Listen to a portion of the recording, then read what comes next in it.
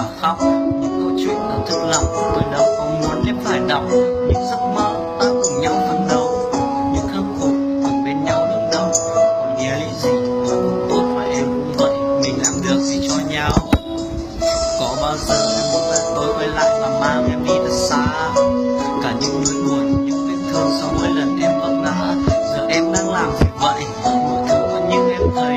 Em biết cuộc sống bế tắc, tình yêu hạnh phúc mất từng ngày. Và có gì đâu, nó chỉ là hai dòng nước mắt. Và có gì đâu, nó chỉ là hai con người bị chung ích kỷ phải làm mất nhau. Có gì đâu baby, chúng ta không còn có lại gì phải là cho nhau. Hoài nghi vì những mệt mỏi và những ngày tháng rèn rỗ đã quên em lâu.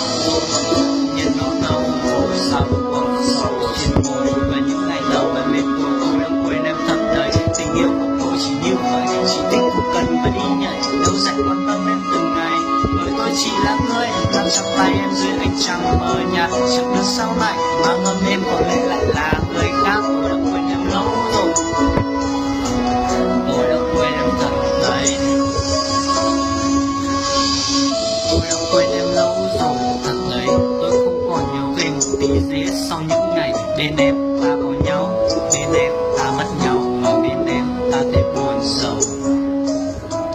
Rồi một lúc nào đó em nhìn thấy cuộc sống hàng ngày cũng như vậy, không như em nghĩ, không như em đợi. Những ngày không anh không vững lời, và không có gì hết, không có gì hết.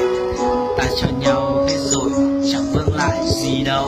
Rồi mùa đông lại đến, cái lạnh chích thẳng vào máu vòng ven của nỗi cô đơn. Còn điều gì tồi tệ hơn hay những cơn mưa ra rét mang nước mắt cùng với căm hờn? Tại sao hai ta lại không thể lớn? Rồi một buổi sáng sớm mình gặp nhau trên con đường về, nhìn nhau và hỏi tại sao lại như thế. Tại sao chúng ta lại không thể dằn vặt làm chi cho kiệt quệ 1500 còn lẻ ngày bên nhau. Giờ đây một người mình tôi cắt cũng để xóa mọi thứ mọi cái như chưa từng bắt đầu. Thật đấy, tôi đã quên em lâu rồi, nhìn vào đâu rồi sao vẫn còn so sâu trên môi. Còn những ngày đầu em bên tôi đã quên em thật đấy. Tình yêu của tôi chỉ như vậy, chỉ thích một lần mà đi nhảy, đâu dành quan tâm em từng ngày.